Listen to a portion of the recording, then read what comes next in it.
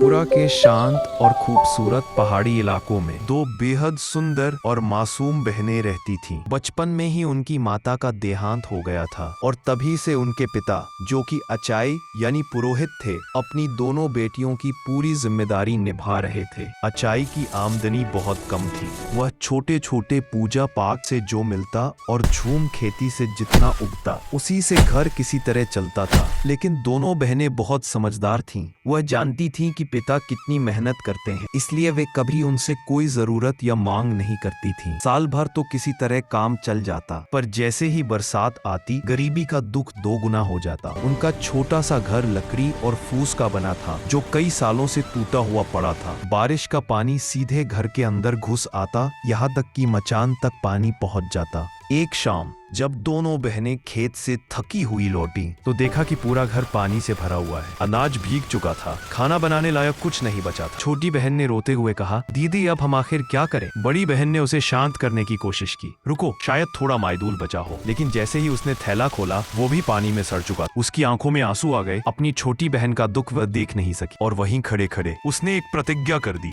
मैं उसी को अपना पति मानूंगी जो मेरे घर को ठीक कर दे। रात भर बारिश होती रही और दोनों बहनों ने भूखे पेट सोने की कोशिश की। लेकिन अगली सुबह जब वे खेत से वापस लौटी, तो उनके कदम ठिठक गए। घर पूरी तरह बदल चुका था। टूटी दीवारें ठीक हो चुकी थीं, मचान नया था और अंदर खाने पीने का ढेर सारा सामान रखा था, जितना उन्होंने अपने जीवन में कभी एक साथ नहीं देखा था। पिता भी हैरान रह गए। उन्होंने कहा, यह जरूर वनदेवी की कृपा है, वह हमारे कष्ट देख नहीं पाई होगी। पिता तो संतुष्टि से सो गए, लेकिन बड़ी बहन को यकीन नहीं हुआ। कुछ तो रहस्य था, कुछ तो छुपा हुआ सच था। रात को वह चांदनी में बाहर निकली और तभी उसने देखा एक विशालकाय अजगर उनके घर से चुपचाप निकल कर जा रहा था। उसका दिल धक से रह गया। उसे तुरंत समझ आ गया, घर ठीक करने वाला और खाना लाने वाला कोई देवता नहीं, बल्कि वही अजगर था। उसी पल बड़ी बहन ने निश्चय कर लिया, वह उसी अजगर को अपना पति मानेगी। अगले दिन छोटी बहन ने पुकारा, जीजा जी खाना खाने आइए। जैसे ही आवाज गूंजी, अजगर शांति से घर में प्रवेश कर गया। दोनों बहनें डर गईं, लेकिन अजगर हिंसक नहीं था। वह बहुत शांत था। वह सिर्फ खाना खाकर लौट जाता। ये क्रम कई दिनों तक चलता रहा और धीरे धीरे बड़ी बहन का दिल उस अजगर से जुड़ता गया। लेकिन एक दिन जब यह बात पिता को पता चली, तो उनका गुस्सा फूट पड़ा। मेरी बेटी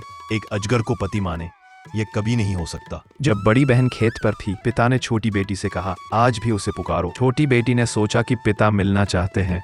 वह पुकार उठी, कुमुई कुमुई। जैसे ही अजगर आया, अचाई हथियार लेकर उस पर टूट पड़े। अजगर कुछ समझ नहीं पाया और कुछ ही क्षणों में उसका अंत हो गया। छोटी बहन फूट फूट कर रोने लगी और जब बड़ी बहन को यह समाचार मिला, तो उसके पैरों तले जमीन खिसक गई। जिससे उसने दिल से प्रेम किया था, जिसने उसके घर की बदहाली को दूर किया, आज वही नहीं रहा। वह चुपचाप घर से निकल गई और सीधे नदी की ओर चल दी। छोटी बहन उसके पीछे दौड़ती रही, दीदी मत जाओ, दीदी मत जाओ। लेकिन बड़ी बहन रुकी नहीं। वह आंसू भरी आंखों से धीरे धीरे नदी के पानी में उतर गई और तभी अचानक वह एक चमकते हुए जल महल में पहुंच गई। महल जिसकी दीवारें पारदर्शी थी, नीली रोशनी चमक रही थी और आप वातावरण में एक दिव्य ऊर्जा थी। महल के द्वार पर वही अजगर खड़ा था, सुंदर, तेजस्वी, शांत। उसने मुस्कुराते हुए कहा, मैं तुम्हारा इंतजार कर रहा था। बड़ी बहन की आंखें भर आईं। उसने उसे अपने पास बुला लिया और फिर दोनों हमेशा के लिए उस जल महल में रहने लगे, शांति, प्रेम और सुख के साथ। अगर आपको यह कहानी पसंद आई हो तो वीडियो को लाइक करें, शेयर करें और ऐसी ही पौराणिक कथाएं पाने के लिए दीनू रीनू ब्लॉग्स को सब्सक्राइब जरूर करें।